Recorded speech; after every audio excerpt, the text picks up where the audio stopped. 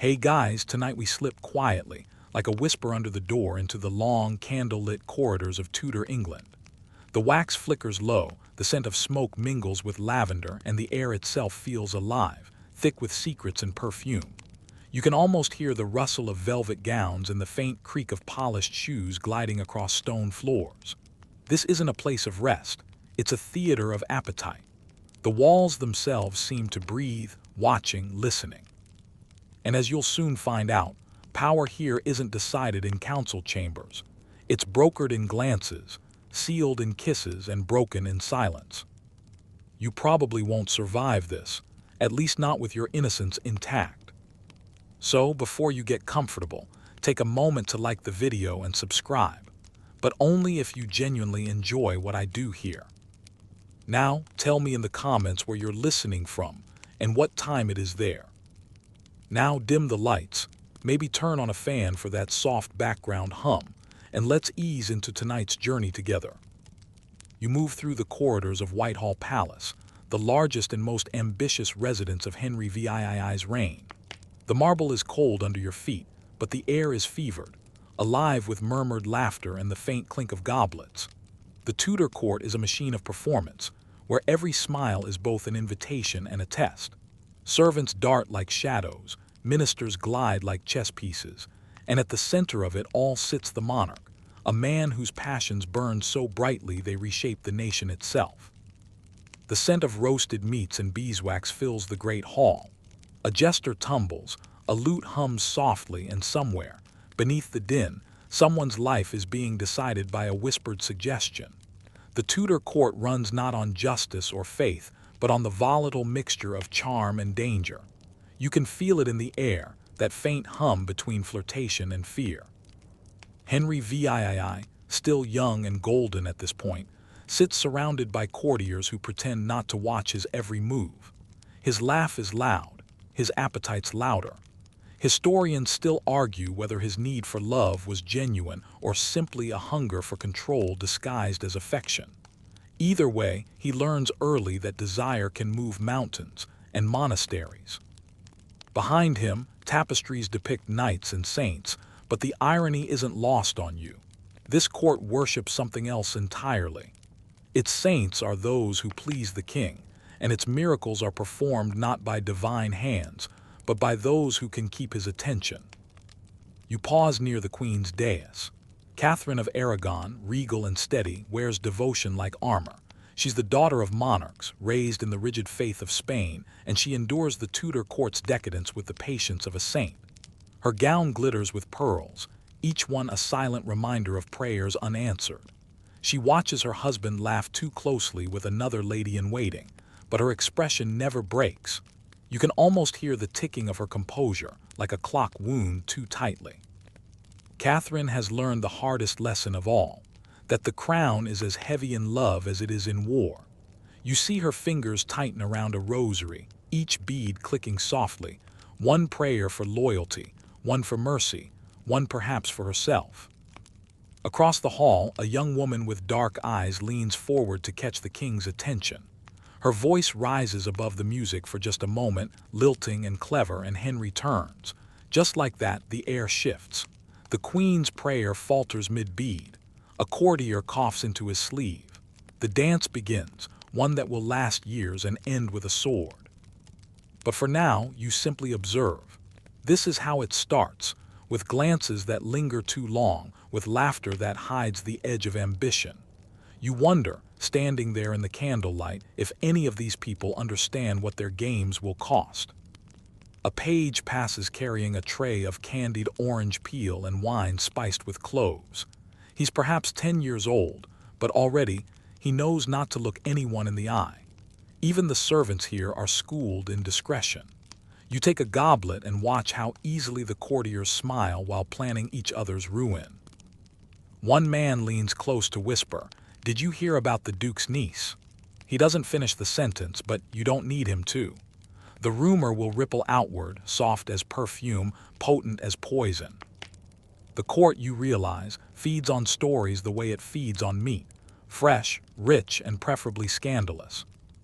Henry's gaze slides once more toward the woman with the dark eyes, and you feel the shift in gravity. This is how nations turn. A monarch's pulse quickens, and suddenly alliances, treaties, even faith itself begin to wobble. In a corner, a scholar mutters about Martin Luther's writings, freshly printed and dangerous. But no one listens. Theology may divide Europe, but here at court, passion divides the realm more effectively than any sermon. You wander past the musicians. Their fingers dance over strings and flutes, the melodies cheerful but hollow. You can tell they've played this tune before, probably last night and the night before that. It's a lullaby for ambition, the soundtrack of power wearing a masquerade mask. A man in rich blue velvet passes you by, the scent of musk heavy in his wake. He's one of Wolsey's men, a loyal messenger for the cardinal. You make a mental note, his presence means something, brewing. In the Tudor court, the mere arrival of a messenger can change destinies. You lean against a column carved with vines and cherubs. From this vantage point, the whole scene looks almost peaceful, the candlelight soft, the laughter easy. But you know better. You can feel the undercurrent beneath it all, a pulse that thrums with danger and desire. Historians still argue whether Henry's obsessions were born of love or paranoia, but you can sense that even now, his appetites are beginning to outgrow the woman who's given him everything. Catherine has borne him only one surviving child, a girl. And in a world where women can charm kings but not inherit crowns, that means her prayers may go unanswered forever. You step closer to the dais. The king is smiling, but his eyes flicker with restlessness. Catherine's lips move in silent prayer. Between them lies an empire, fragile, golden, doomed. A flicker of wind sneaks through the window, bending the candle flames. For a second, the faces around you distort, longer, shadowed, ghostly. It feels like the palace itself is warning you. You glance toward the dark-eyed woman again, and though she doesn't yet wear a crown, something about her poise tells you she might. Her name hasn't been whispered much yet, but soon everyone will know it. You take a sip of the spiced wine. It burns sweetly down your throat. Somewhere above, the musicians begin another song, something livelier. The dancers twirl, the silk glimmers, the gold threads catch the light, and still, beneath it all, you hear the soft rhythm of plodding hearts. The night deepens, candles sputter. The laughter turns slightly slurred, slightly sharp. The king rises, signaling the end of festivities. His departure is followed by a flurry of curtsies and whispers, like leaves swirling after a storm. You follow the flow of people toward the outer hall, feeling the cool night air wash over your face. It smells of horses and the river beyond. For a moment, you think you hear the faint strains of a lute still playing somewhere behind you, but maybe it's just the echo of something older, something restless. You realize that what truly powers the Tudor throne isn't iron or doctrine, it's desire itself, dressed in velvet and perfumed with danger. And you, standing at the threshold, can almost taste how sweet and poisonous that power must be. You wake, metaphorically speaking, to a dawn glazed in gold and smoke. The bells of Whitehall murmur like gossiping birds, and as sunlight cuts through the mist over the Thames, you find yourself again inside the palace, where a different sort of heat is building. The king's desires, you quickly learn, are the true weather of the realm. Henry VIII, broad-shouldered and radiant in his early prime, strides through the corridor like a man convinced that the world exists to orbit him. His doublet sparkles with gold thread, his beard trimmed so sharply you could measure time by its line. You watch him pause before a mirror. Yes, even monarchs check their reflections. And for a second, his eyes soften with a strange mix of pride and dissatisfaction. Power is intoxicating, but it doesn't fill the silence that follows him. He's already grown bored of diplomacy, impatient with prayers. What he wants, now and always, is more. More territory, more adoration, more of whatever it is that vanishes the moment he grasps it. Historians still argue whether Henry's restlessness was political genius or plain insecurity dressed in royal robes. but you can tell it's hunger. He passes you in a rustle of velvet, and you trail after him into the council chamber. Around the table sit men who pretend to advise but mostly survive. Wolsey, the cardinal, the great red shadow of the court, leans forward with a practiced smile that could part clouds. His rings catch the light, each one a sermon in arrogance. "Your Majesty," Wolsey begins, and you notice the tone, the perfect blend of reverence and persuasion. What he's really saying is, I can give you what you desire if you let me keep what I already have. Henry nods, but you can see the distraction already stirring behind his eyes. A courier had delivered something earlier, a letter, sealed with blue wax, smelling faintly of rosewater. You can almost see it burning a hole in his mind.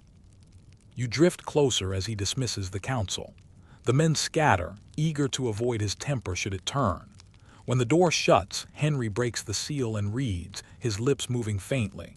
Then he laughs, a low, satisfied sound that curls through the air like smoke. You don't know the letter's full contents, but you can guess. It's playful, teasing, filled with the kind of wit that flatters without bowing. Whoever wrote it understands him, understands that the quickest way to command a king is not to kneel, but to make him chase. Outside, the court stirs like an anthill after rain. Rumors fly. The king's eyes have wandered again. Some say it's one of the Boleyn girls. Others whisper it's a French lady whose smile could melt lead. No one knows for sure, but everyone wants to. You step into the garden where Henry now walks alone, or at least pretends to. The hedges are clipped into perfect symmetry, but nature never really obeys symmetry, and neither does desire. The scent of thyme and crushed lavender fills the air. Somewhere, a dove coos lazily. Henry plucks a flower, white rose, perfect, and turns it in his hand. "A symbol," he murmurs. You can't tell if he's thinking of purity or conquest. The wind stirs, and for a moment the calm mask slips. He sighs, something almost human cracking through the royal veneer. For all his power, he is trapped by his own legend. The perfect monarch, the divine husband, the tireless conqueror. That's the danger of myth. It demands constant feeding. He glances toward the Queen's apartments across the courtyard. Catherine of Aragon is praying again, her piety both comfort and rebuke. Henry watches for a moment, then turns away sharply. The distance between them is measured not in feet, but in failures. Historians still argue whether Henry ever truly loved Catherine. But as you watch him pace the garden, you sense something more complicated than love or hate. It's exhaustion. The kind that comes from years of wanting a future the past refuses to grant. He stops suddenly, as if remembering himself, and straightens his collar. The court will expect him soon, and kings cannot appear wistful. Back inside, preparations for the afternoon hunt have begun. You follow as pages carry bows, quivers, and flasks of mead. The king mounts a bay stallion, the sunlight glinting off his armor. The crowd cheers. The monarch rides out. You catch the glint of a handkerchief tucked near his chest, a soft, embroidered token. Not the Queen's, of course. A hunter's luck charm, perhaps, or a souvenir of something less innocent. The chase begins, hooves thundering across muddy fields. Henry's laughter booms, rich and reckless. He is magnificent in motion, almost mythic. And yet you can't shake the feeling that even now he's chasing not deer but distraction. By the time he returns, sweat streaks his brow and his mood has shifted again. He's irritable, annoyed by a stumble, a remark, the ghost of dissatisfaction he can't quite name. He waves off Wolsey's attempt at flattery and retreats to his private rooms. The royal apartments are quieter, scented with cedar and beeswax. A lute rests against a chair, a poem half written on parchment beside it. The handwriting is uneven, passionate. The poem reads like an argument with himself, half apology, half confession. You wonder if he ever finishes it. You hear footsteps, soft, deliberate. A woman's voice, smooth as satin, murmurs something at the door. Henry's tone changes instantly, lighter, eager. He invites her in. You can't see her face clearly, but the silhouette says enough. The tilt of the head, the poise, confidence tempered with just enough modesty to seem dangerous. The candlelight paints them both in amber. The laughter that follows feels rehearsed, as if both know the stakes. In Tudor England, affection isn't private, it's political currency. One wrong word could topple a family. One right smile could secure generations. You retreat, giving them privacy that history never would. As you wander down the corridor, the gossip has already begun to ferment. Servants whisper in corners, and courtiers drop hints like breadcrumbs.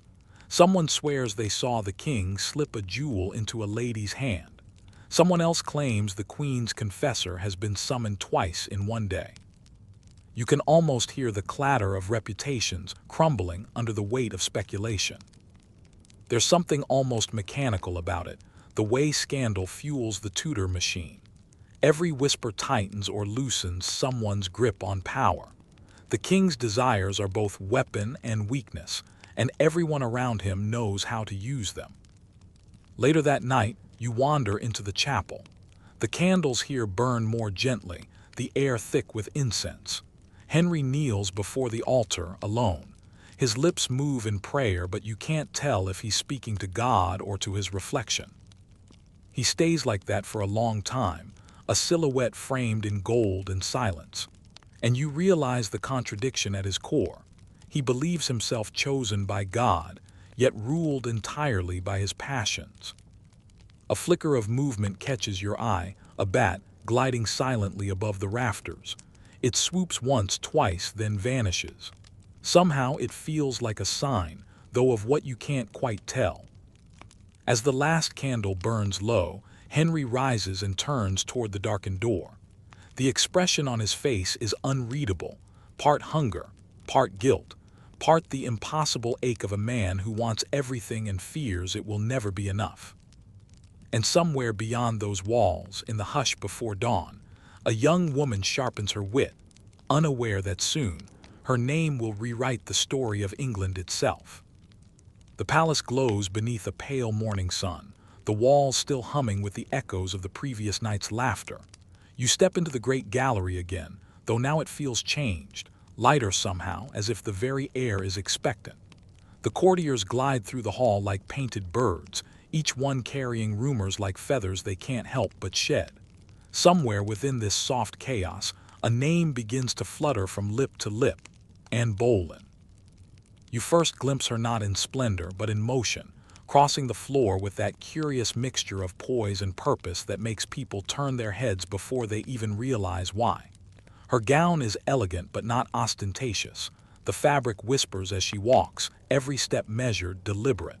She isn't the most beautiful woman in the room, not exactly. But beauty isn't her weapon. It's her mind, and she wields it with precision. Anne has returned from the French court, where she learned more than embroidery and etiquette. She's mastered the language of subtle influence, the careful balance of charm and restraint, flattery and distance. You can almost sense her weighing every word before she speaks, as though she's reading invisible music and hitting every note with perfect timing. She curtsies low before the queen, her voice soft and respectful. But when she rises, her eyes catch yours for a fraction of a second, bright and steady. That look alone tells you she understands something that most at court never will. Power in this place isn't held in titles, it's held in attention. The queen smiles faintly, unaware of the storm forming at the edge of her world. Henry, meanwhile, stands across the room pretending not to watch, though everyone knows he is. His expression betrays curiosity more than desire at first, perhaps even admiration. Anne speaks French easily, laughs lightly, and moves with a confidence that seems almost foreign to the careful obedience expected of English ladies. You can feel it, that shift in the room, the court's subtle tilt toward a new center of gravity. The courtiers take note, as they always do. They whisper, they calculate, they adjust their alliances before the game has even begun.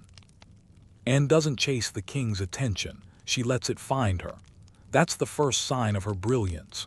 Where others fawn and flatter, she holds back just enough to be intriguing. It's a tactic as old as ambition itself, but rarely executed with such skill. One evening during a court masque, you see her again. The hall glows with torchlight, the air heavy with the scent of roses and resin. Lutes play softly, and dancers in silver masks glide in circles like celestial bodies. Anne moves among them, her laughter clear but not loud, her gaze flicking from one courtier to another with deliberate ease.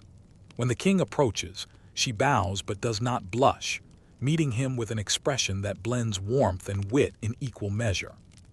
He offers her his hand. She hesitates, just a breath too long, and then accepts.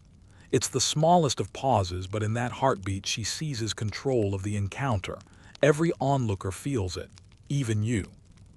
Historians still argue whether Anne intended to capture the king's heart or simply his respect. But as you watch her move through that candle-lit hall, you begin to suspect the two were never separate in her mind. She understands that affection in this world is another form of negotiation. The next morning, you find yourself near the Queen's chapel, where sunlight filters through stained glass and jeweled shards. Anne kneels beside other ladies in waiting, her voice joining theirs in quiet prayer. Yet even here, her focus seems divided, her mind clearly reaching beyond the Psalms. You notice a book tucked beside her, a slim French volume of devotional poetry. The margins are full of notes in a fine, careful hand. A servant whispers to you that Anne reads constantly, scripture, poetry, even philosophy. Too much for a woman, someone adds with a frown, but you smile to yourself. Too much learning in the Tudor court can be the most dangerous kind of charm. Later, you follow her into the gardens. The air smells of damp soil and rosemary. A group of ladies are gathering herbs, but Anne moves apart, standing by a fountain where a carved cherub spills water from its jar. You hear two courtiers nearby, their voices hushed but eager. "She'll fall like the rest," one says. "Maybe," replies the other, "but she'll take half the court with her when she does." The words feel prophetic. That night at supper, Henry asks for her to sit near him. The Queen stiffens but says nothing. The courtiers exchange glances that say everything. The musicians strike up a lively tune and conversation begins again, but beneath the surface, something new has started to grow. Henry's tone is playful. Anne's replies are crisp, teasing, and never servile. She reminds him of France, of chivalric ideals, of a world where words can duel as sharply as swords.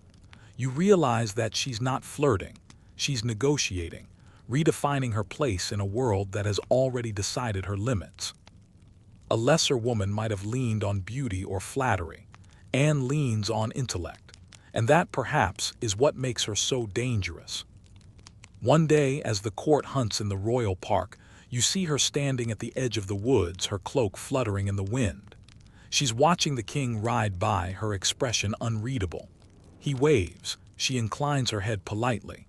Not a smile, not quite indifference, something between the two, poised perfectly to draw him nearer.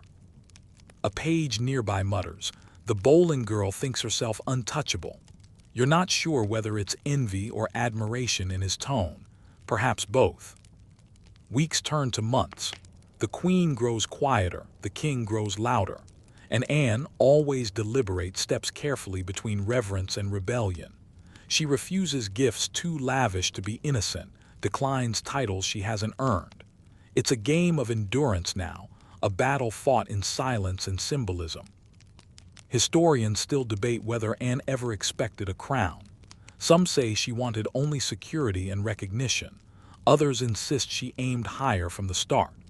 But as you walk these echoing corridors and watch her glide past the Queen's dais, you sense that she's chasing something more abstract than either love or power.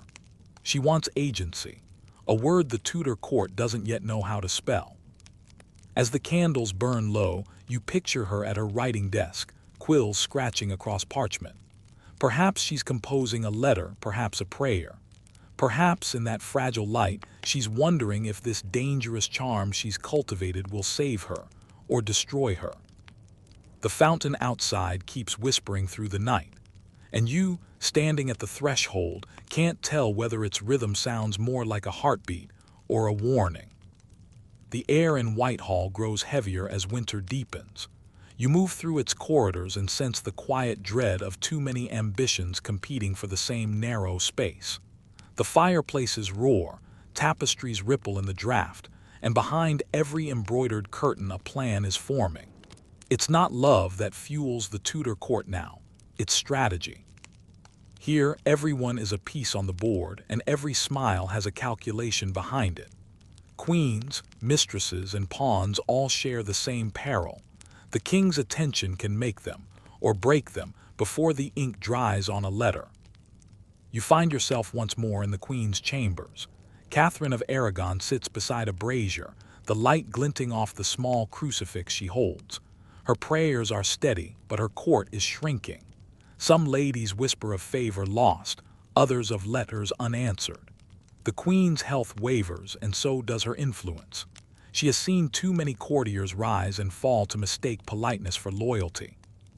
Across the palace, the hum of conversation swells around Anne Boleyn's circle. Young women laugh softly, practicing lines of French verse, trading news of tournaments and envoys. They are careful not to say too much, but their laughter carries a confidence that wasn't there before. The court has learned that charm can be as sharp as steel, and Anne's example has taught every woman here how to polish her own weapons. You pause near the privy gallery, where messengers scurry like nervous ghosts. A clerk mutters about a diplomatic letter from France, another about a failed alliance with the emperor. The alliances that once protected Catherine now unravel strand by strand. Europe watches England with wary curiosity, wondering whether its king will obey Rome or his own heart. Historians still argue whether Henry's political break with Spain was inevitable or simply accelerated by personal frustration. You can see both at work. The personal and the political here are never separate.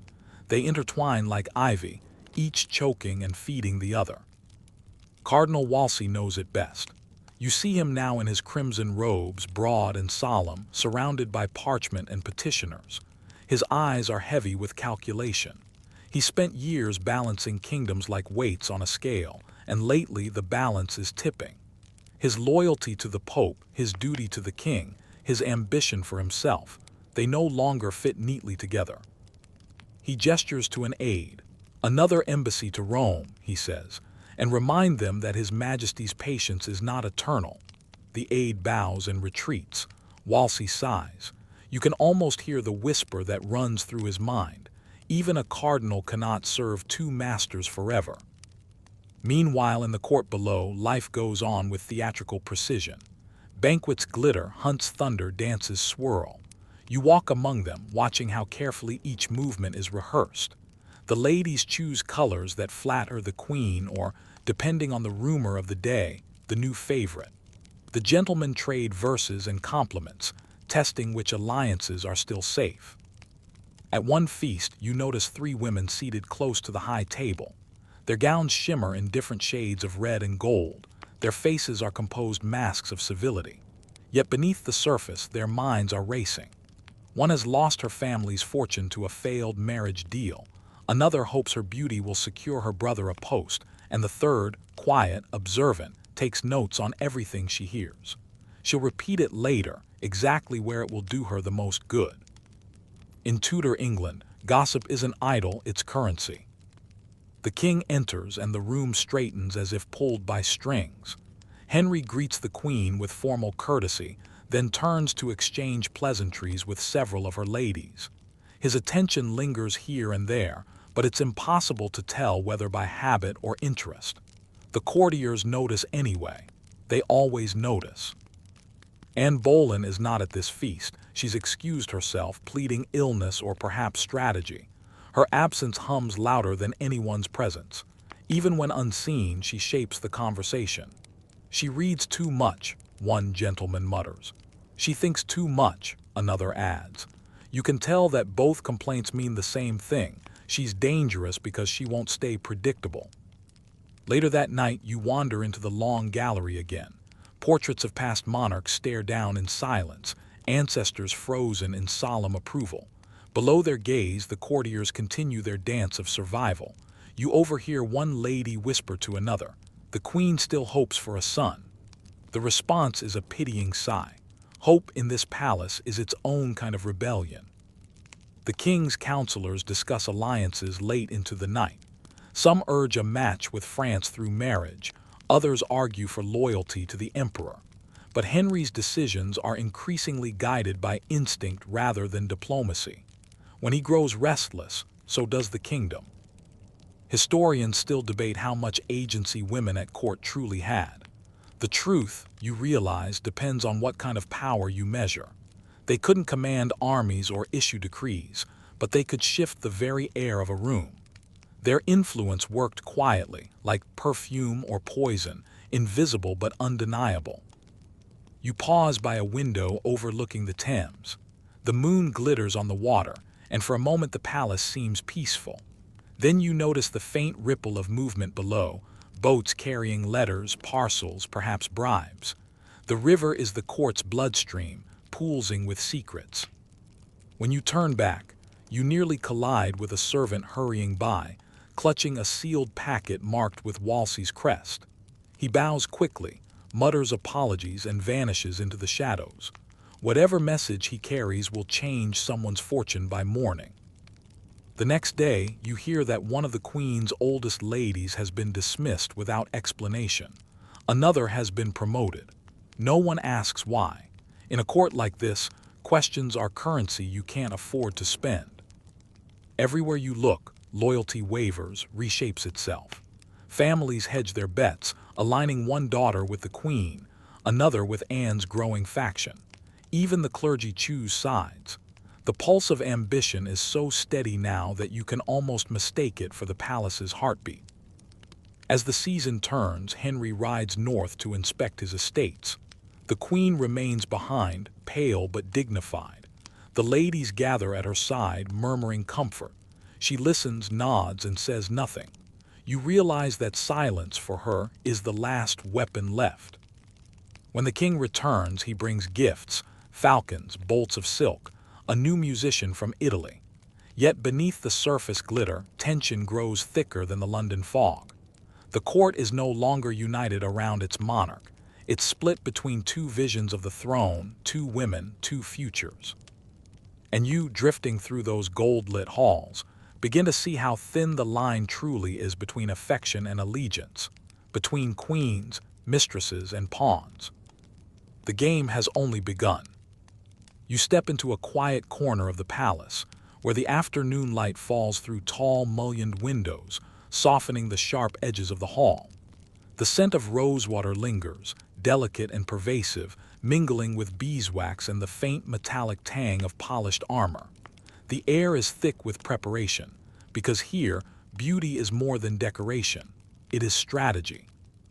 Tudor women understand that a well-chosen gown, a carefully rouged cheek, or a subtle application of powder can shift the balance of attention in a room. You watch a lady-in-waiting set down a small jar of crushed pearls, its iridescent dust shimmering in the light like liquid starlight. Her fingers, slender and precise, dip into the powder and brush it lightly across her brow and temples.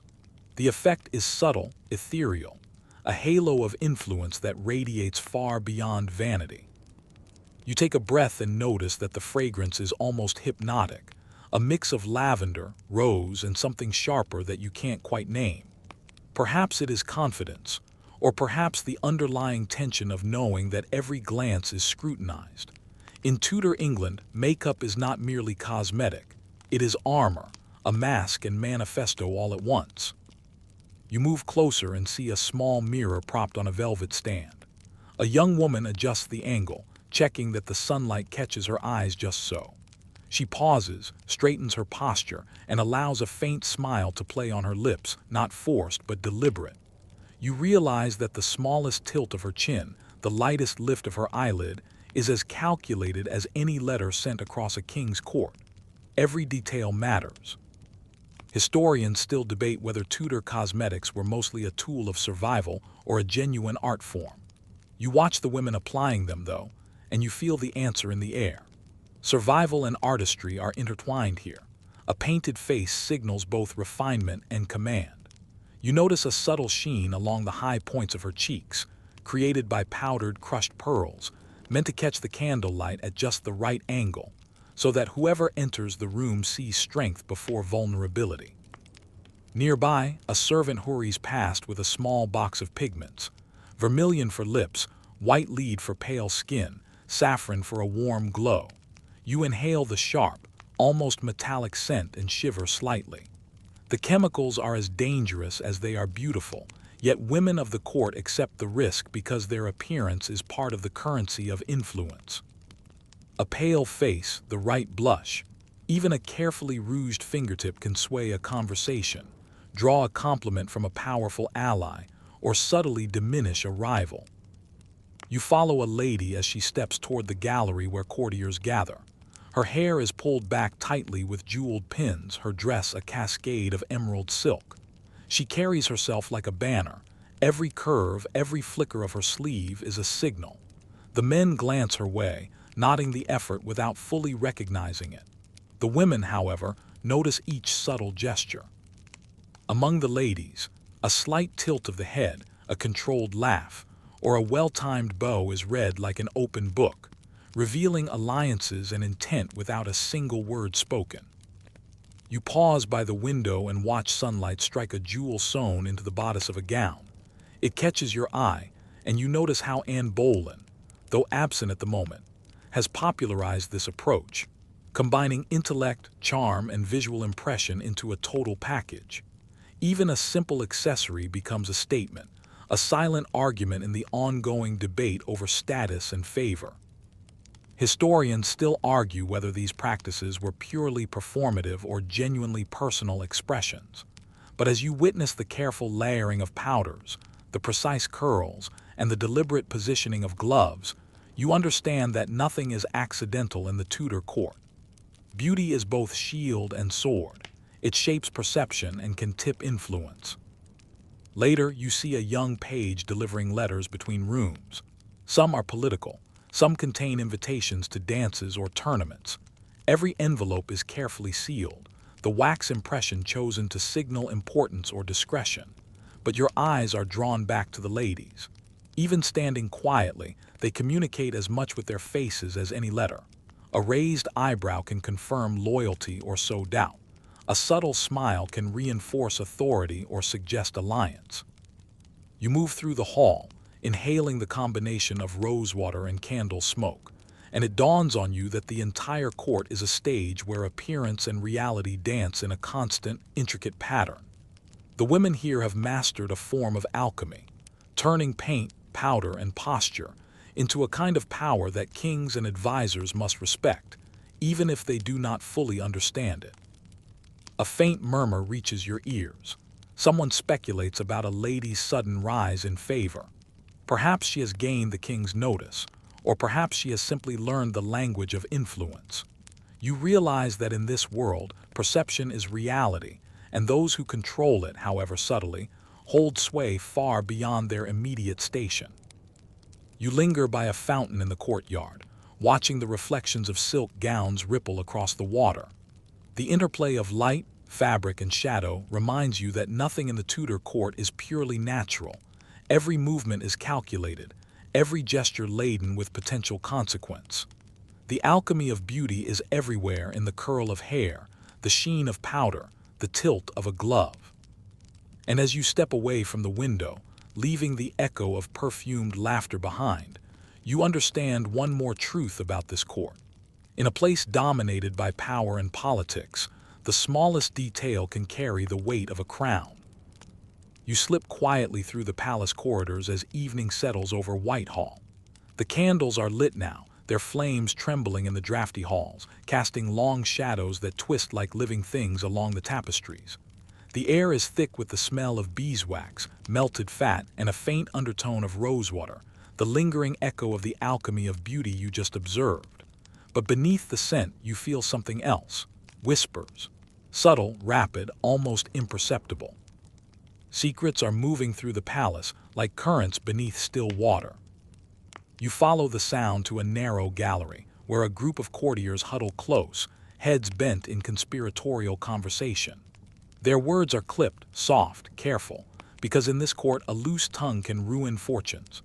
You overhear fragments, promises, warnings, accusations. They talk of letters intercepted, of favors granted and rescinded, of messages smuggled between rooms. In Tudor England, a whisper can be as sharp as a dagger. Across the room, a young woman adjusts her gown in the reflection of a mirror. Her movements are measured, precise, almost ceremonial. You realize that every action here is both statement and shield. Even as she arranges the folds of her sleeves, she is sending signals to allies, to rivals, perhaps to the king himself. She understands, as every woman at court eventually must, that survival depends as much on discretion as on charm. Historians still argue whether the prevalence of espionage in Henry's court was a symptom of paranoia or a necessary adaptation. You can feel both at work as you observe the subtle exchanges of glances, the carefully coded gestures that pass between nobles. Each signal carries weight: a lifted hand, a flicker of a smile, a purposeful turn of the head. Every detail is a piece of a puzzle no one outside these walls fully understands. You step closer to a carved wooden screen where a page delivers sealed notes to a waiting chamberlain. You can see the wax stamps pressed firmly, the delicate handwriting flowing in tight, elegant loops. These letters are not idle correspondence. They are instructions, warnings, evidence, or deception. Each one has the power to alter allegiance, to shift a faction's influence, or to dismantle an unsuspecting noble's security.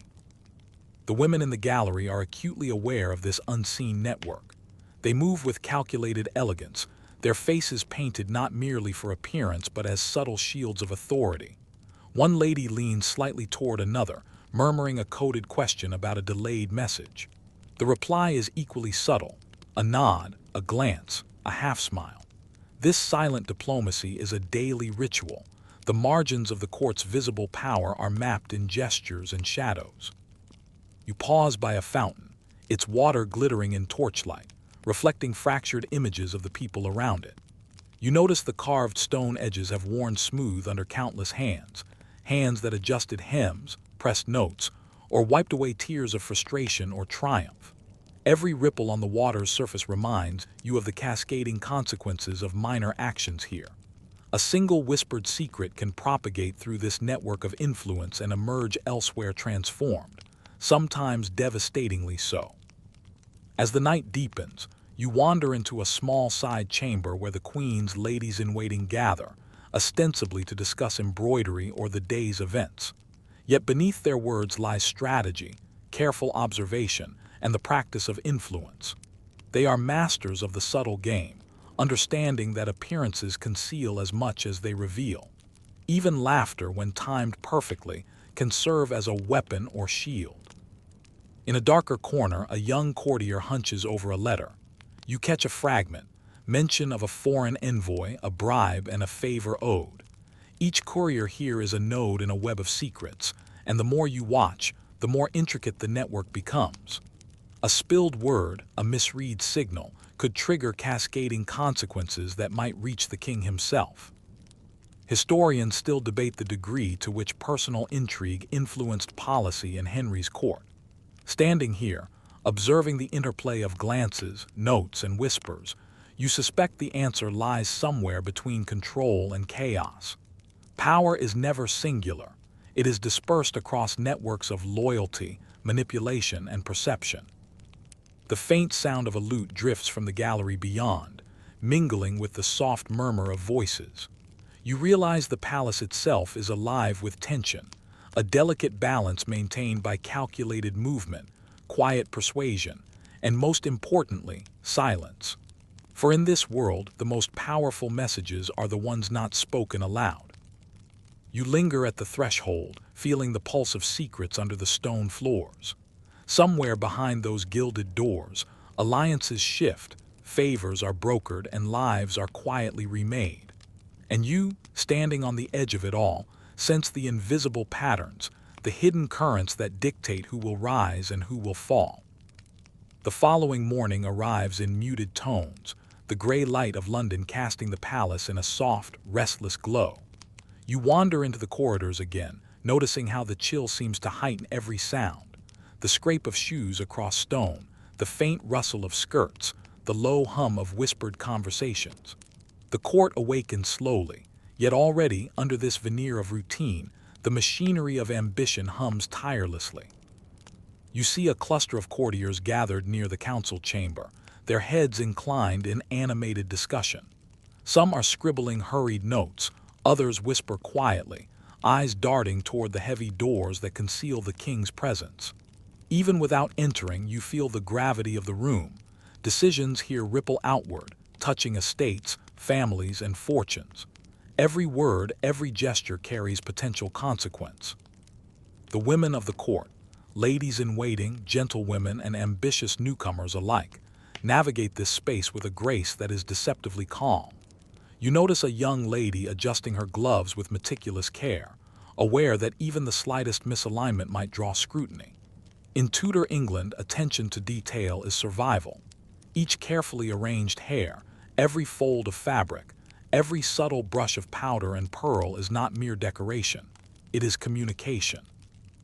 Beauty, as you now know, is both armor and argument. You follow a small page carrying a tray of letters.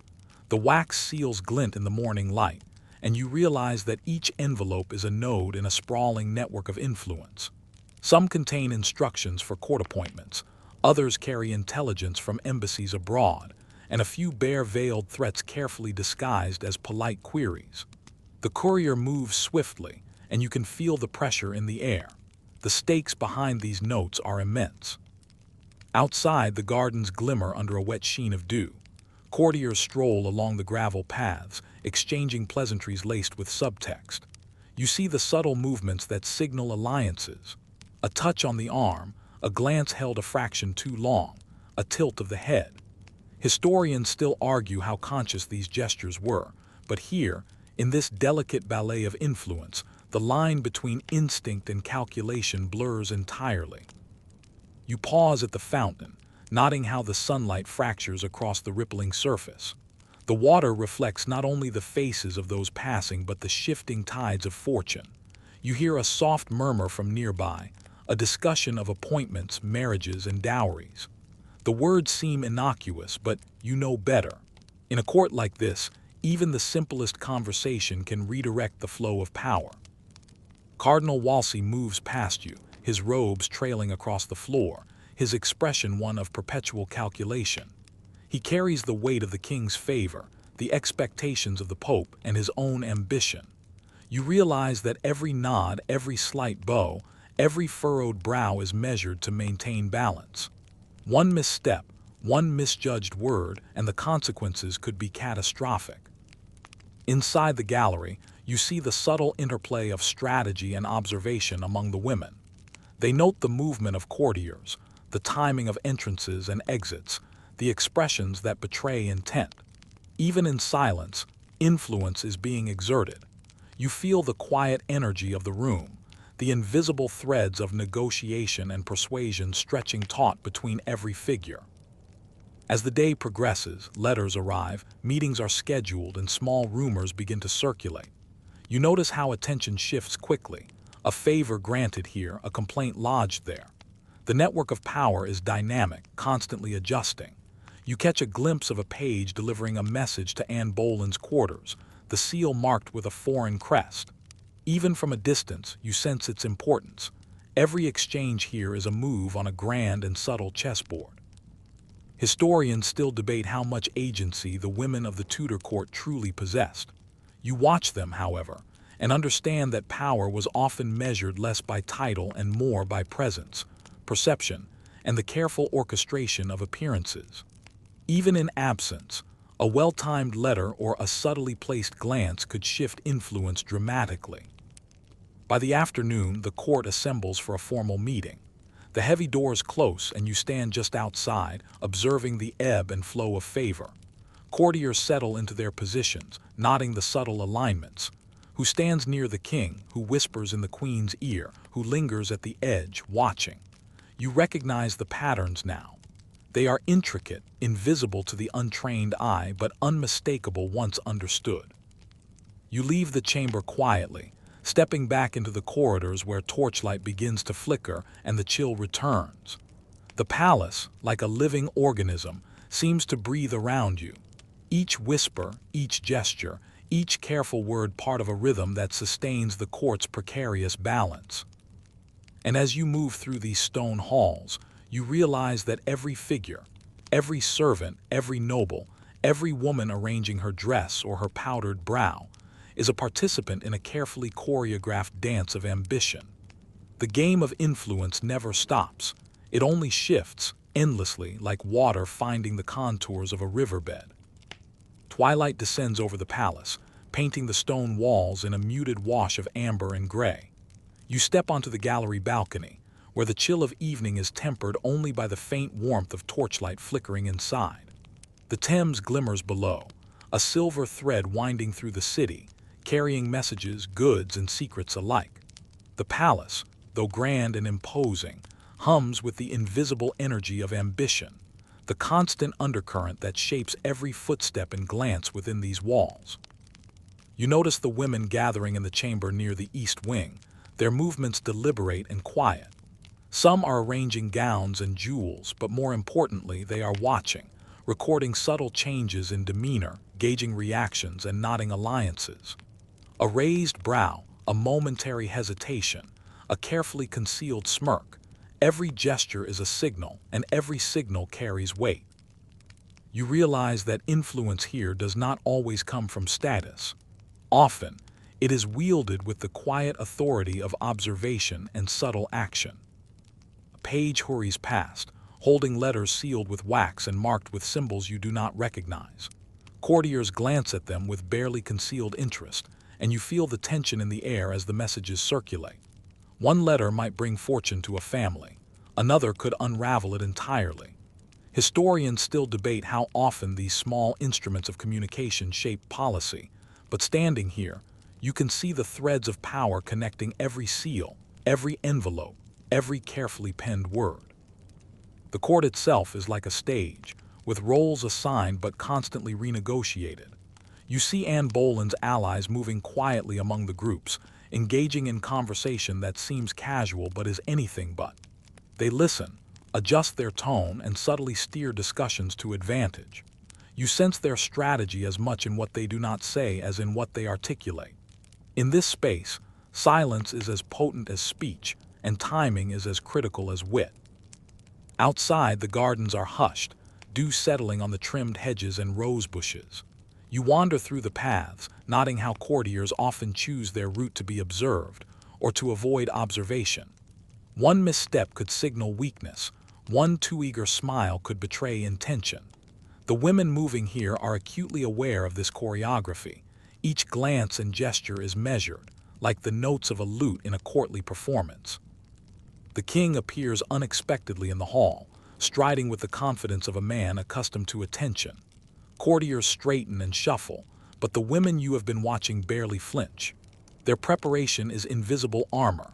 They maintain composure, their eyes alert to subtle shifts in posture and expression. Even as Henry passes, nodding to his advisors, they calculate how best to engage or withdraw, knowing that proximity can bring advantage or danger. Historians still debate the extent to which women like these shaped policy or outcomes at court. Yet it becomes clear to you that their influence is often exercised in the quiet spaces between public ceremonies, in private conversations, in the letters they send or intercept, and in the impressions they leave behind. These unseen maneuvers are as significant as any decree issued from the throne. In one corner of the balcony, you notice a young lady carefully applying a faint dusting of powdered pearl to her forehead. It glimmers subtly in the torchlight, enhancing her presence without drawing overt attention. Every element of her appearance is a tool of perception. Beauty, in this sense, is both shield and statement. You realize that in this court, the combination of observation, intelligence, and subtle self-presentation is a form of quiet power. The evening deepens and the palace settles into a fragile rhythm. Voices grow softer, footsteps less hurried, and the constant undercurrent of intrigue continues beneath the surface. You linger for a moment, taking in the subtle choreography of influence, the dance of power that runs through hallways, gardens, and private chambers alike. In this world, the smallest gestures can alter the balance of favor, and every reflection in the candlelight carries consequence. As the torches gutter and the last courtiers retire for the night, you remain on the balcony a moment longer, contemplating the invisible webs of strategy, observation, and subtle influence that define life in the Tudor court. Even in the stillness of evening, the game continues. It only waits for the right moves to shift the tide. The morning light enters the palace through tall, narrow windows, gilding the tapestries with a golden hue that makes the embroidered scenes shimmer as if alive. You step carefully across the stone floor, the echo of your footsteps mingling with the distant calls of pages and the rustle of silk skirts. The day is poised on the edge of significance, as if the very walls of Whitehall are holding their breath. In the main hall, courtiers gather for the daily inspection of correspondence and reports. You notice how the women, poised near the edges of the group, seem almost like conductors of invisible currents. Their eyes follow the movement of documents, their expressions unreadable, yet you can sense the weight of attention they carry. They understand that observation is a weapon, and the right glance can shift the court's delicate equilibrium. Anne Boleyn, though still absent from the public eye, is a topic of constant speculation. Her influence spreads quietly through these halls, carried by letters, by whispers, and by the actions of her allies. You watch as a young lady receives a sealed note and quickly tucks it into her sleeve, moving with measured steps toward the Queen's chamber. Every movement is precise, every delivery deliberate. In Tudor England, discretion can be as powerful as proximity to the king. Historians still debate how much of Anne's eventual rise was orchestrated versus opportunistic. From what you observe, it is clear that both strategy and circumstance are intertwined. The careful orchestration of alliances, the cultivation of favor, and the silent monitoring of rivals all play into the expanding network of influence she commands. Even her absence from court events is a calculated form of presence. She is felt everywhere without being seen. You move into the gallery, where tapestries depicting the triumphs of previous monarchs hang in silent testimony. A group of ladies-in-waiting gathers nearby, quietly discussing the scheduling of the next masque and the attendance of various diplomats. On the surface, their talk is innocuous. Beneath it, you sense a meticulous mapping of alliances and influence. A well-placed compliment, a strategically withheld gesture, or a subtle nod can ripple through the court, shifting favor in ways that even the king may not fully notice. Outside, the gardens glisten with dew, the scent of crushed thyme and lavender drifting faintly on the morning breeze. Courtiers pass along the gravel paths, their movements deliberate yet seemingly casual. You note how women pause near windows or fountains, subtly adjusting the drape of a sleeve or the tilt of a head, ensuring that observers, whether allies or rivals, receive the exact impression intended. These are the invisible maneuvers that define survival at court. A page delivers a letter addressed to the Queen's chamber, and the courtiers murmur quietly among themselves. Its contents are unknown to you, but the manner of its delivery, the timing, the hush that surrounds it, all suggest significance. Small acts, unnoticed by many, accumulate into the machinery of influence. Every note, every glance, every careful gesture becomes part of a larger strategy, a silent negotiation that determines who will rise and who will falter. You step back into a side corridor, observing the interplay of light and shadow across the stone walls. The day's events, though seemingly ordinary, are punctuated by the undercurrent of ambition, strategy, and careful observation.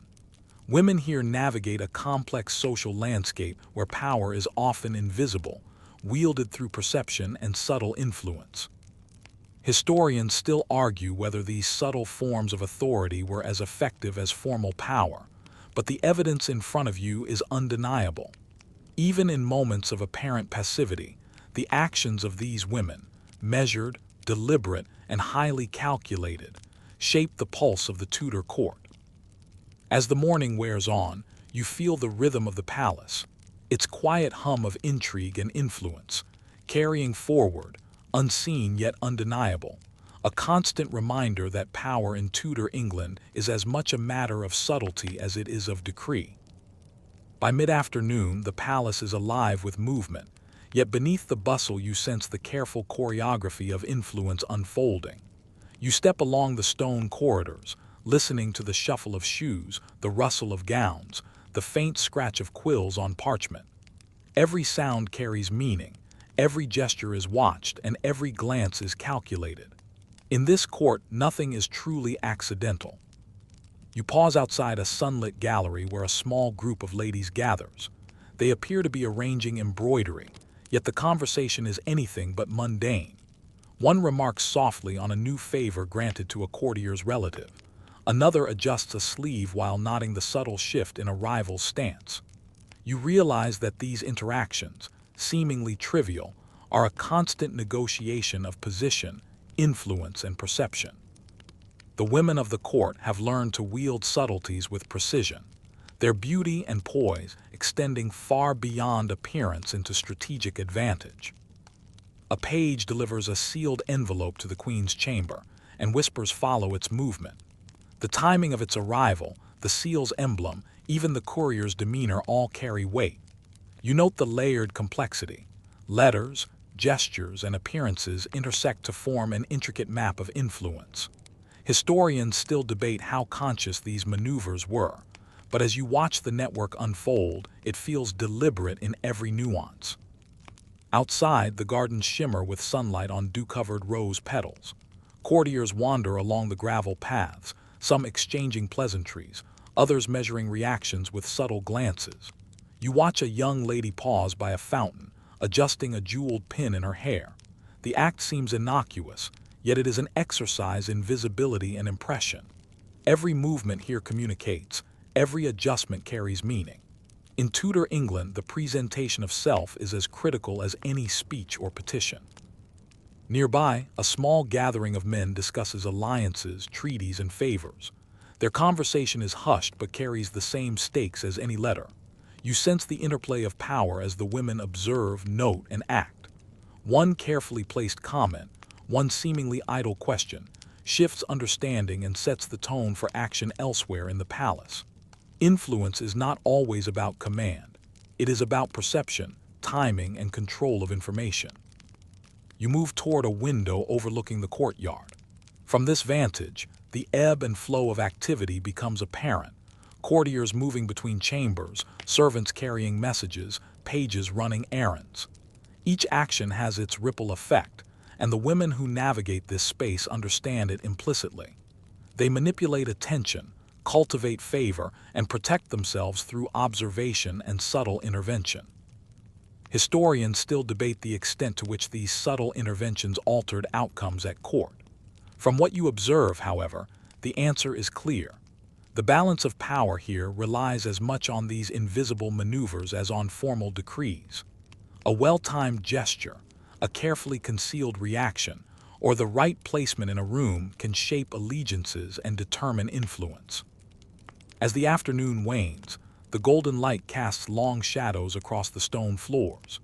Courtiers begin to retire to chambers, letters continue their silent circulation, and the delicate balance of ambition, observation, and strategy persists.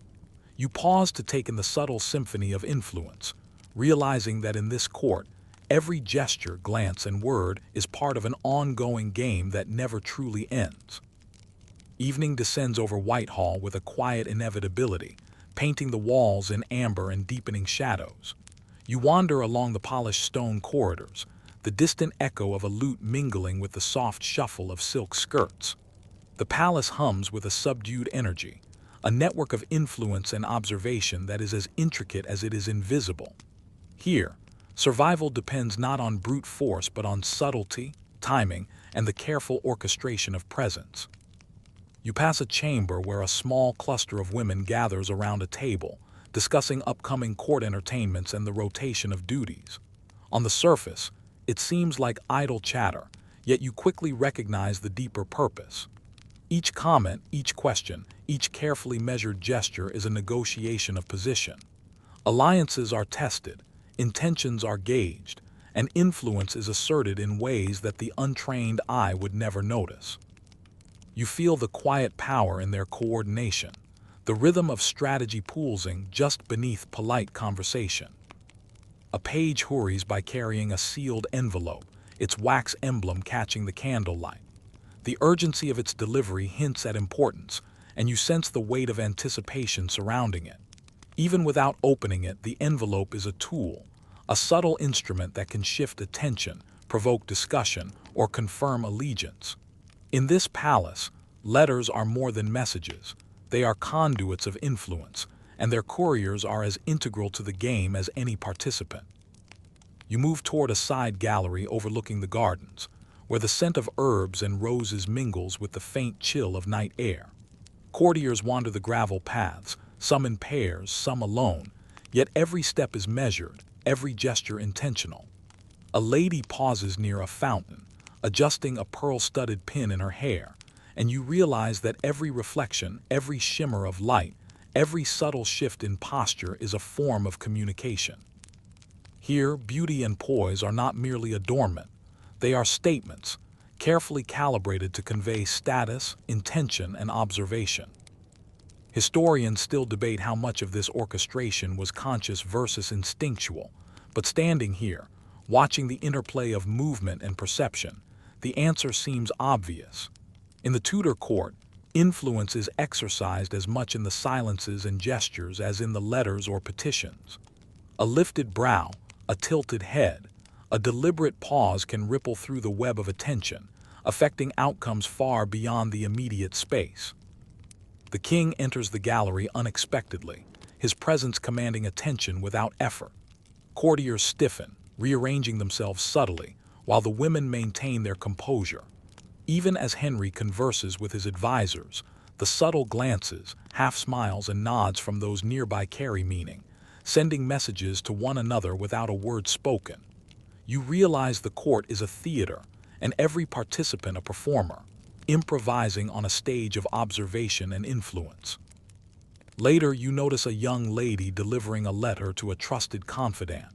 Her movements are careful, rehearsed, and deliberate. Every step, every glance, every tilt of the hand communicates intent, discretion, and understanding. In the shadows of these corridors, she exercises power quietly, invisibly, and with remarkable precision. By nightfall, the palace settles into a rhythm of quiet tension. Torches gutter in their sconces, and corridors echo only with the soft footfalls of those still at their posts. The network of letters, glances, and gestures continues, invisible yet unbroken. You step back, absorbing the intricate choreography that surrounds you, realizing that in Tudor England, influence often resides not in proclamations or crowns, but in the careful manipulation of attention, perception, and subtlety.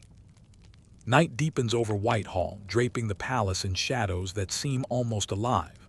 You wander through the halls, the smell of extinguished candles mingling with lingering rosewater and beeswax. The day's formalities have passed, yet the undercurrent of strategy, observation, and quiet influence persists, humming like a river beneath the stone floors. In this palace, power never sleeps.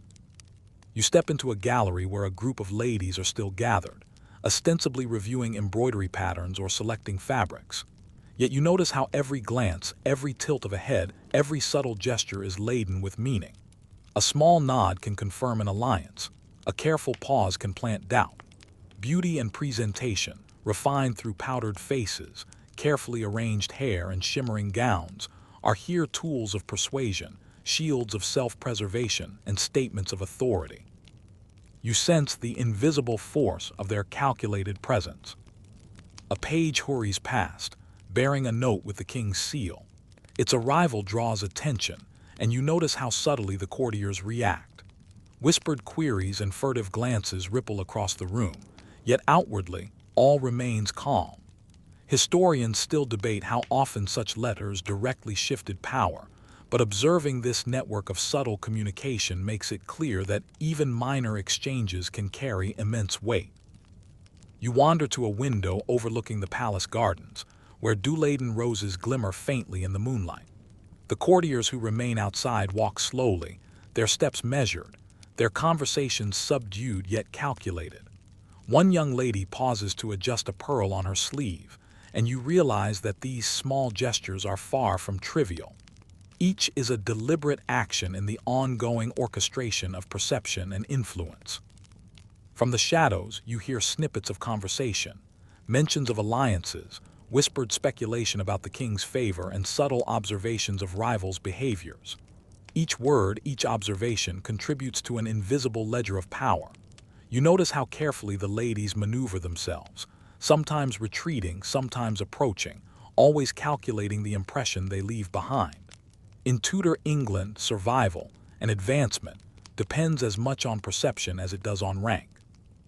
A distant lute melody drifts through the corridors, soft and lilting, almost masking the tension that underlies every interaction. You notice how the women pause, listen, and then continue their subtle exchanges, undisturbed yet fully aware of the power dynamics at play.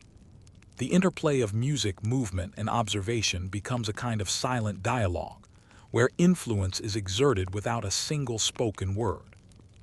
Historians still argue how conscious the orchestration of these daily gestures was, but watching it unfold, you recognize a remarkable sophistication.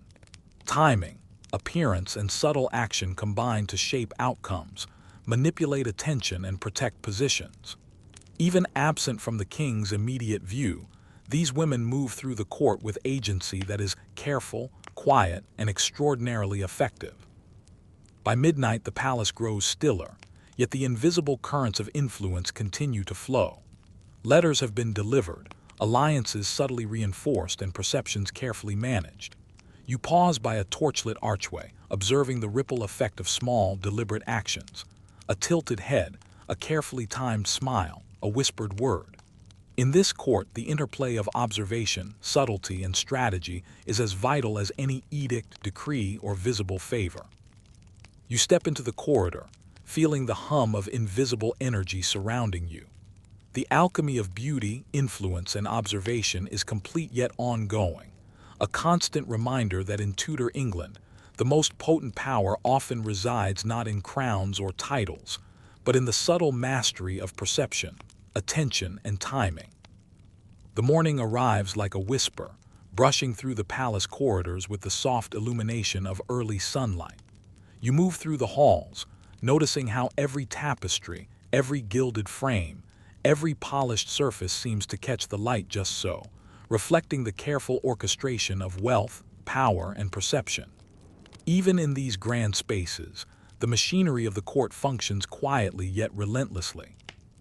You can feel the subtle rhythm of the palace, the measured shuffle of feet, the hushed conversations, the rustle of silk gowns, all forming an invisible web of influence that wraps around everyone who dwells here. You pause outside a chamber where the Queen's ladies are gathering for the day's first duties. Their movements are deliberate, each gesture measured, each expression carefully controlled. Some arrange their hair, adjusting jeweled pins until they sit with perfect balance. Others check the alignment of sleeves, hems, and folds. Even the application of powdered faces and crushed pearls has become a kind of ritual, a disciplined art of communication. These details are not mere decoration. They convey readiness, status, attention to hierarchy, and even subtle assertions of power. A tilt of a head, the delicate lift of an eyelid, the faintest curve of a smile, all communicate messages that are invisible to those who do not understand the language of the court. The palace itself seems alive in these moments, echoing with footsteps that are not merely movement but part of a broader choreography. Pages deliver letters, their wax seals catching the sunlight, signaling importance, urgency, or subtlety depending on the emblem and the courier's demeanor. Courtiers pause as letters are passed, watching closely, nodding reactions, and adjusting their own strategies accordingly. Historians still debate the degree to which these seemingly minor exchanges affected broader political outcomes. But standing here, you realize the answer lies in the intricate web of observation, subtlety, and anticipation that governs every interaction. You follow a young lady as she moves gracefully through the corridor, clutching a letter addressed to a distant courtier. Each step is precise, each glance measured to avoid unwanted attention. She is acutely aware that even the smallest misstep, a late delivery, an unintended frown, a poorly timed bow, can ripple through the network of influence, altering alliances and perceptions in ways both immediate and long-lasting. In Tudor England, survival is as much about managing appearances as it is about formal rank. The gardens below are drenched in morning light, dew sparkling on hedges and flower beds. Courtiers walk along the gravel paths, some in pairs, some alone, but all with a careful awareness of who might be observing. You notice the subtle gestures, a slight nod, a tilt of a head, a brush of gloved fingers against a sleeve. These actions, seemingly inconsequential to the casual observer, carry layered meanings. A favor may be acknowledged without a word. A subtle hint of disapproval can realign loyalties. The women here understand this language instinctively, using beauty, posture, and poise as instruments of influence. Inside the palace, the Queen's chamber is a hive of quiet activity. Women discuss schedules, observe interactions, and note details that will inform future strategies.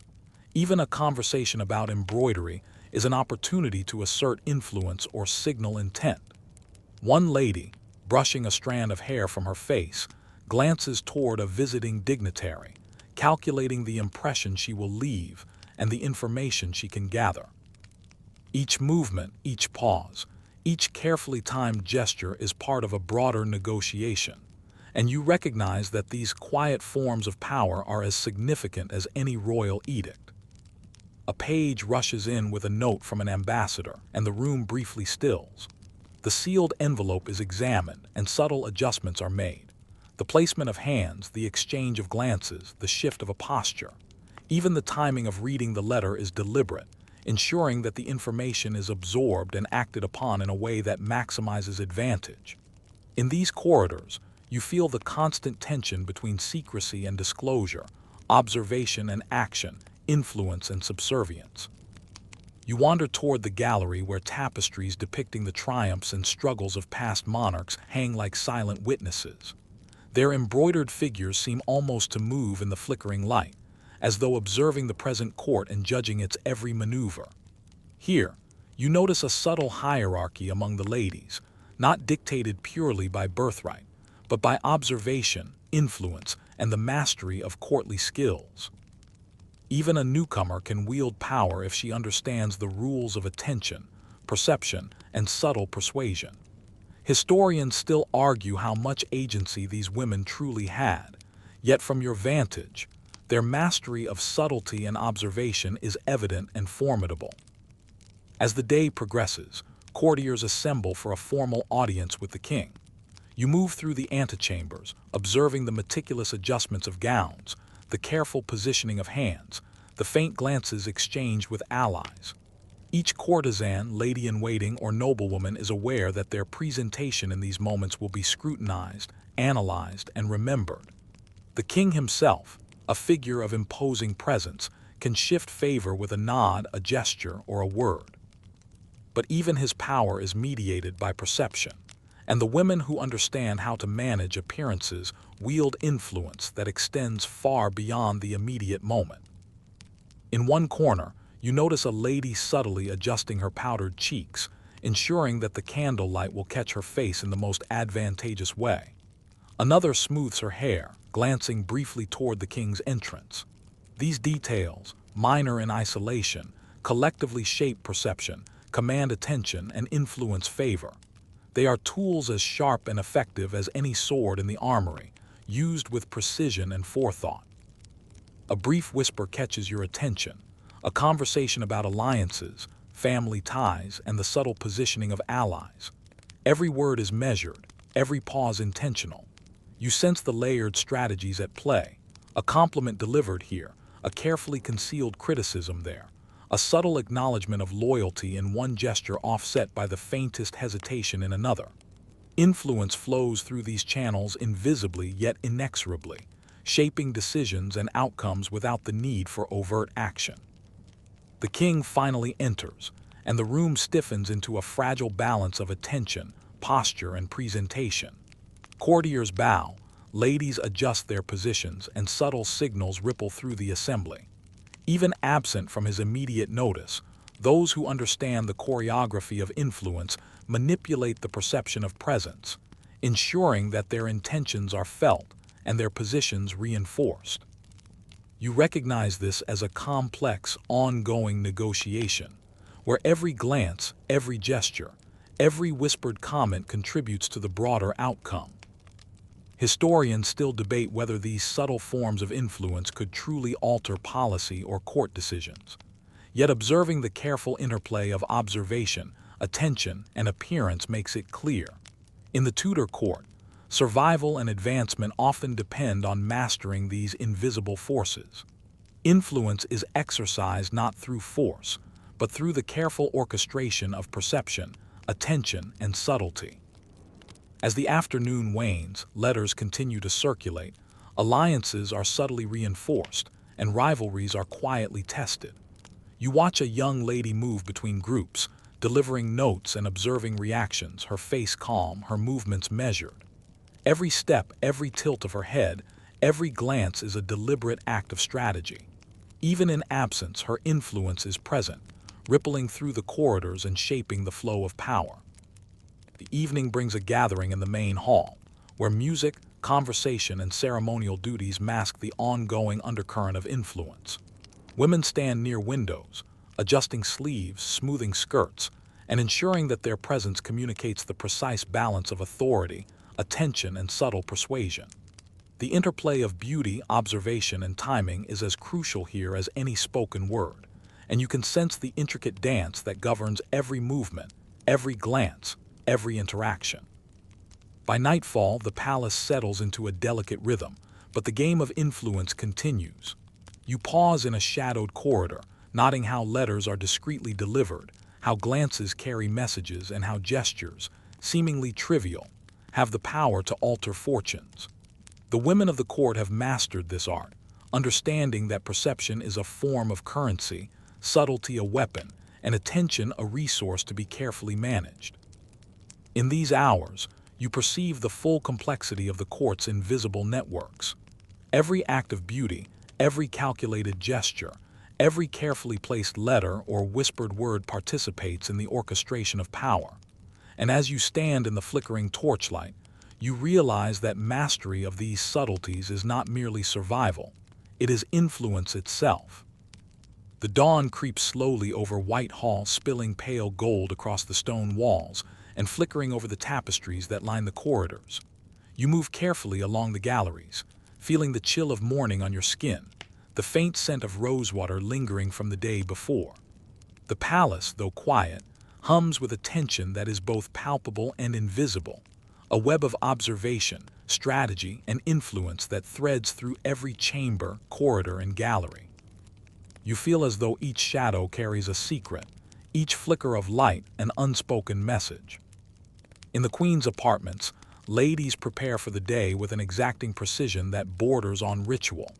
Each movement is calculated, the smoothing of a sleeve, the adjustment of a jeweled pin, the careful tilt of the head.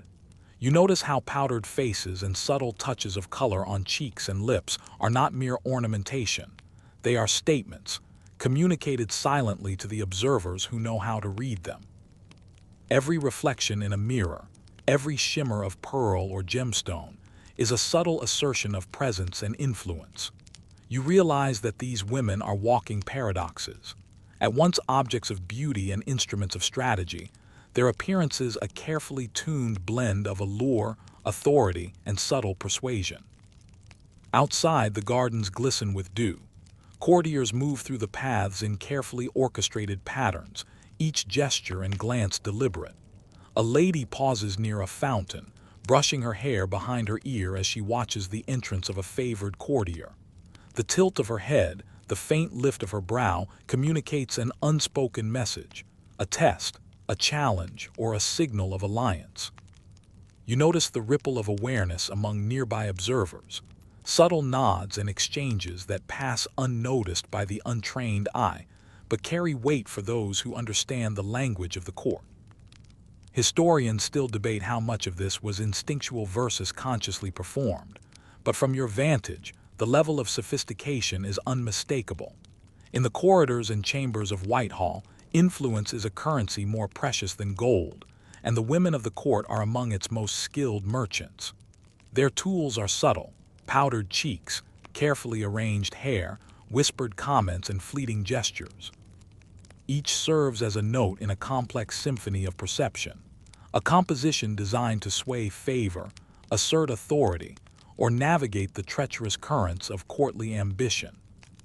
A page hurries past, carrying letters marked with wax seals and the insignias of powerful families. Each letter is a node in a sprawling network of information and influence. Some are innocuous, meant to relay mundane news.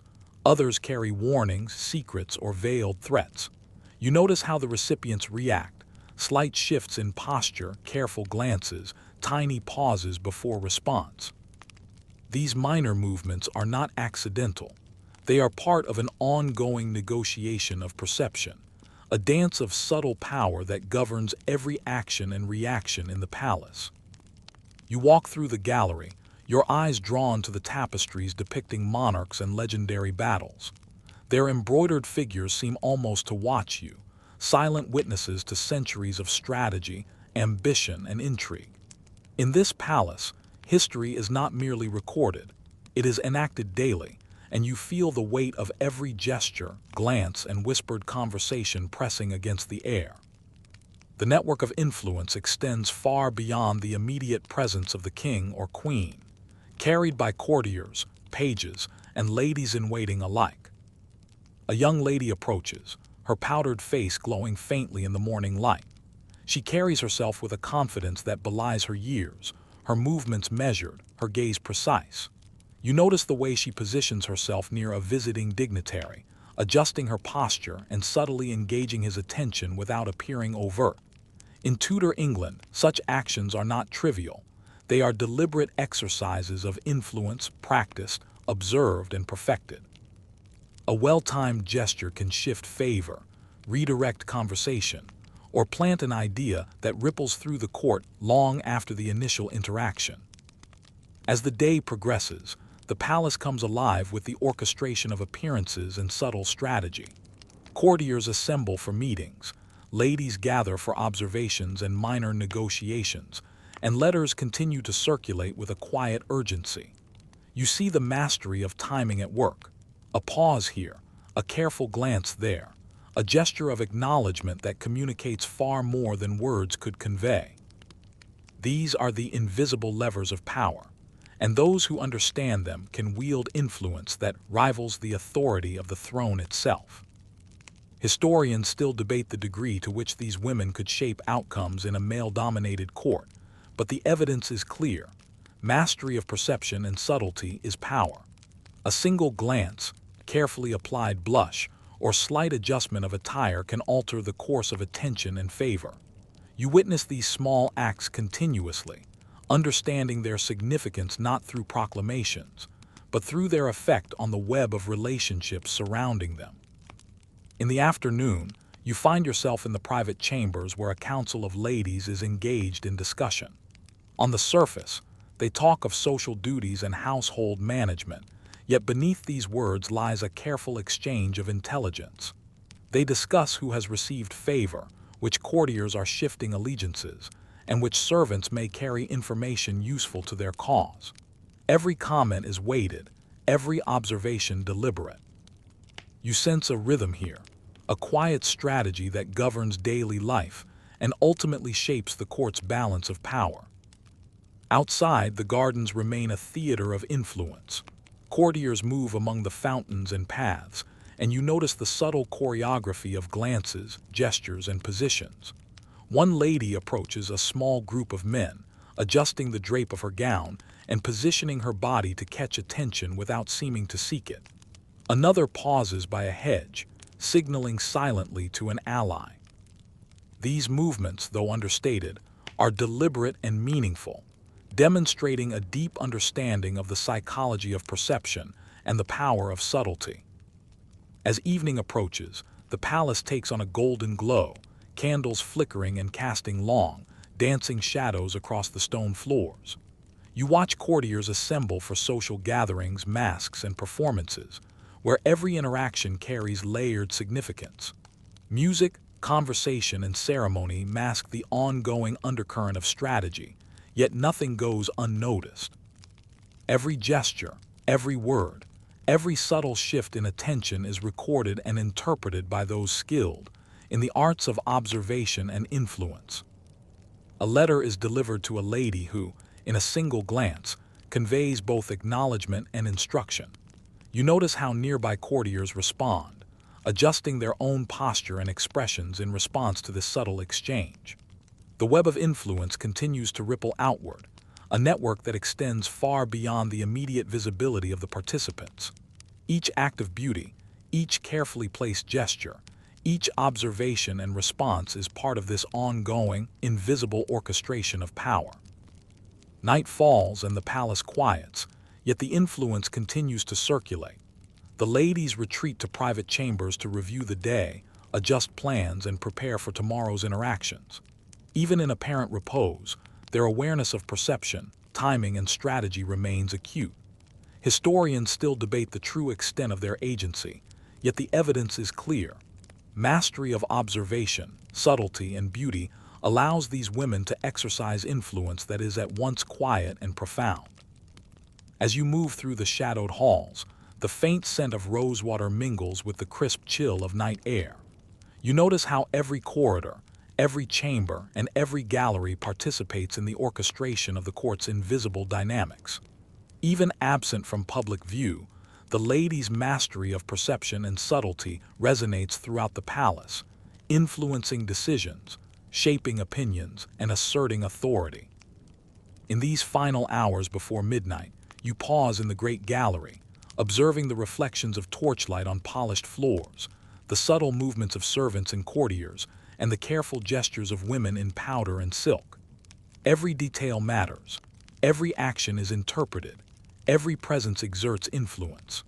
The Tudor court is alive not only with the overt display of power but with the quiet, relentless exercise of subtlety, perception, and strategic observation. And as you linger, watching the interplay of light, gesture, and attention, you understand fully that the court is not merely a stage for royal decrees and public ceremonies. It is a living organism, sustained by the continuous invisible currents of influence, mastery, and subtle artifice. Here, beauty, poise, observation, and strategic subtlety are not optional. They are essential, the very tools through which power is negotiated and exercised. In this court, the mastery of perception is as potent as any title, and the women who wield it understand the profound, enduring effect of subtle influence on the fortunes of kings and courtiers alike. Night has fully settled over Whitehall, the palace cloaked in shadows that flicker and dance as the torches along the corridors burn low. The air carries a faint chill, mingling with the lingering scent of rosewater, beeswax, and the faint trace of crushed pearls that still clings to the lady's skin. You walk quietly along the galleries, your steps echoing softly against the polished stone floors. The palace seems asleep, yet beneath the surface, the hum of influence, observation, and subtle strategy continues unabated. Even in apparent stillness, the court pulses with the invisible currents of power, and those who understand the rhythms of perception and subtlety are never truly at rest. You pause by a window overlooking the gardens, now dim and silvered with moonlight. The fountains glimmer faintly, and the gravel paths are deserted except for the occasional footstep of a watchful page. Even in the hushed hours, courtiers and servants alike move with purpose. Some carry letters, their wax seals glinting faintly. Others adjust preparations for the next day's audience, arranging flowers, garments, or the positioning of chairs to ensure the proper impression is made. Every act, no matter how small, contributes to the ongoing orchestration of the court, a rhythm that is invisible to outsiders but crucial to survival and influence. The women of the court are particularly adept at navigating these currents. You observe a lady-in-waiting seated near a balcony, her powdered face catching the torchlight, her posture composed yet alert. In her hands, she holds a small ledger of alliances, favors owed, and notes about the subtle moods and dispositions of key courtiers. Even in the stillness of night, she reviews, calculates, and plans. Each entry, each observation, each remembered glance is part of a complex strategy. Here, mastery of detail, awareness of perception, and careful timing are more valuable than any title. Historians still debate how much formal power these women could wield, yet what is undeniable is the depth of their influence, exercised with subtlety, precision, and foresight. You wander further into the hallways, passing the chambers where the queen and her attendants sleep, or at least pretend to. Outside, the corridors are alive with the soft murmur of pages and servants. Letters continue to circulate, bearing news from distant courts, reminders of favors owed, or instructions for discreet interventions. Each envelope is more than a simple message. It is a node in an intricate network of influence, a means by which decisions, perceptions, and power ripple across the palace and beyond.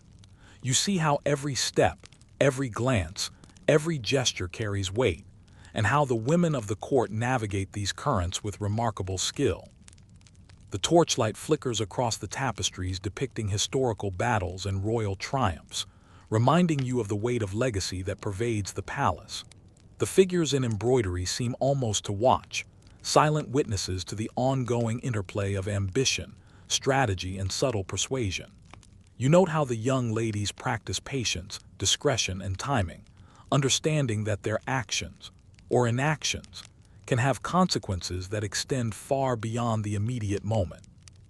The mastery of these subtleties allows them to exert influence without confrontation, steering outcomes while remaining largely invisible to the untrained eye. Outside, the gardens are tranquil yet imbued with a quiet tension. Every shadow, every flicker of movement is observed and interpreted. A lady moves along a moonlit path, her footsteps soft but precise, delivering a note to an awaiting confidant.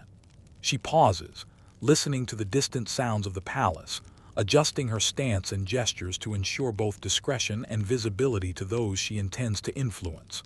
In this world, even absence is a form of presence. Her influence is measured not in words alone, but in the careful management of perception, timing, and observation. The network of letters, whispers, and subtle gestures continues to function with intricate efficiency.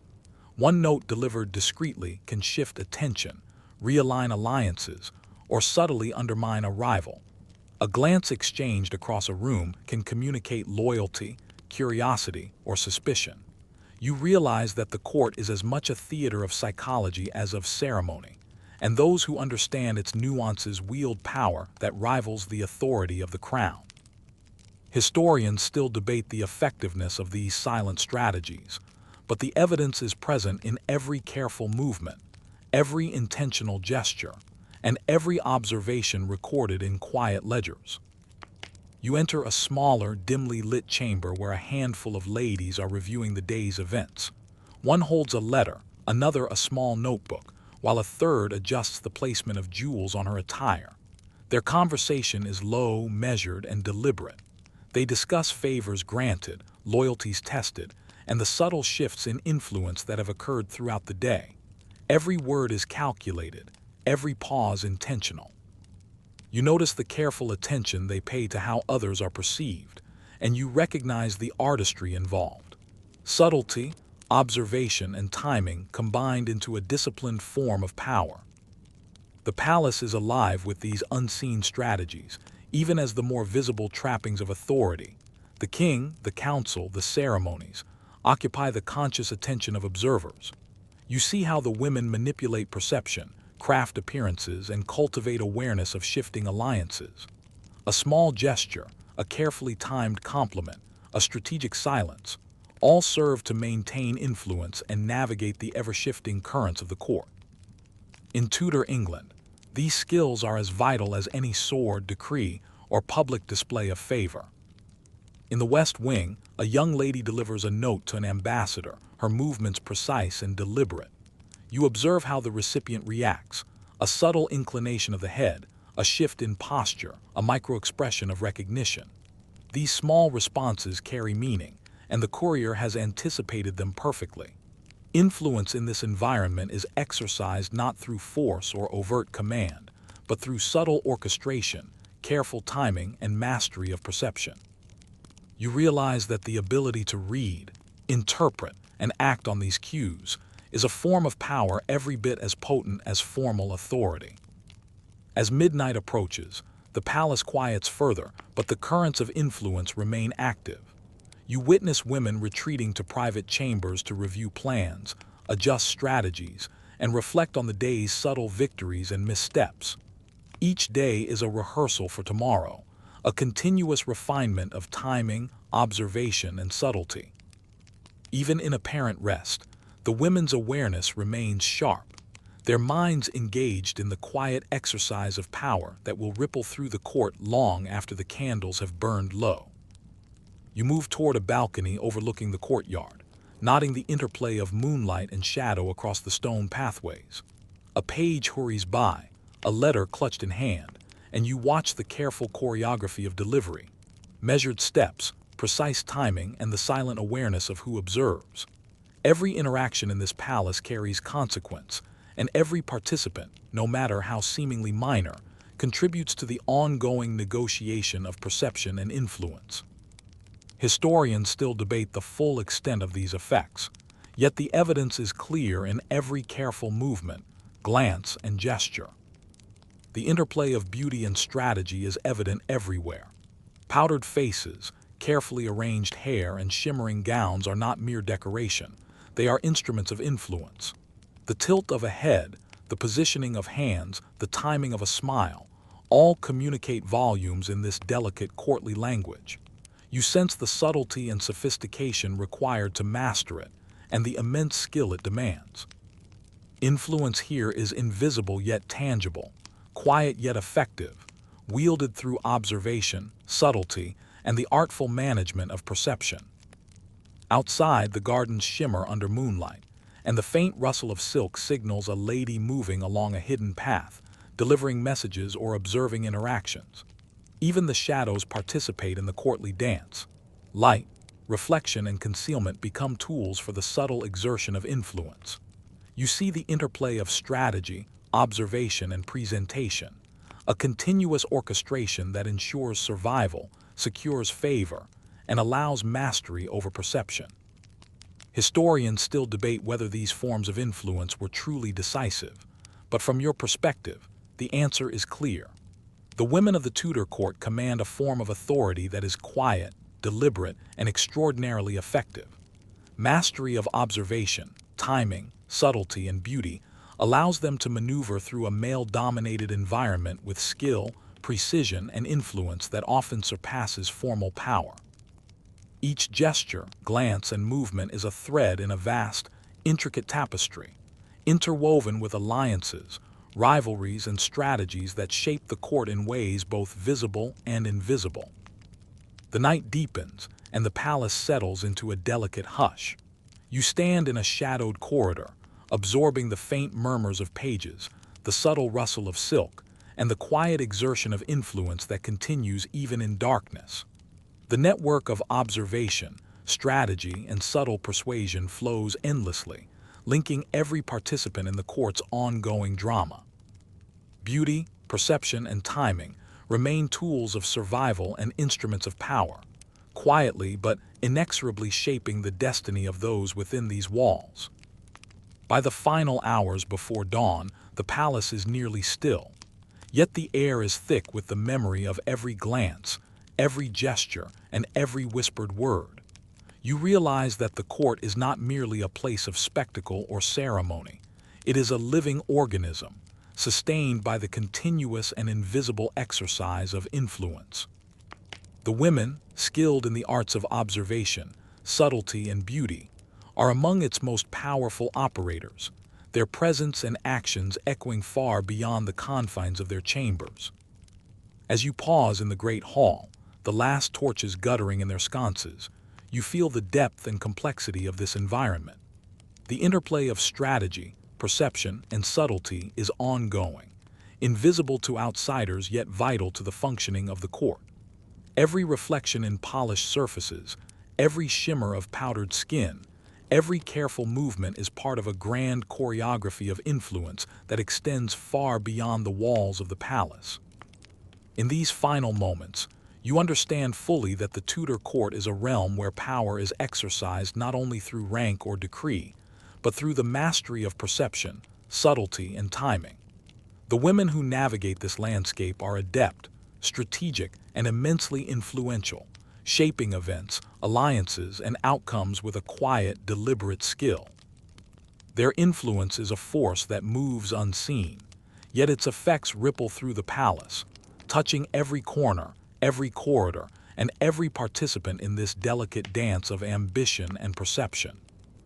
The night stretches softly around you, the echoes of corridors fading into gentle stillness.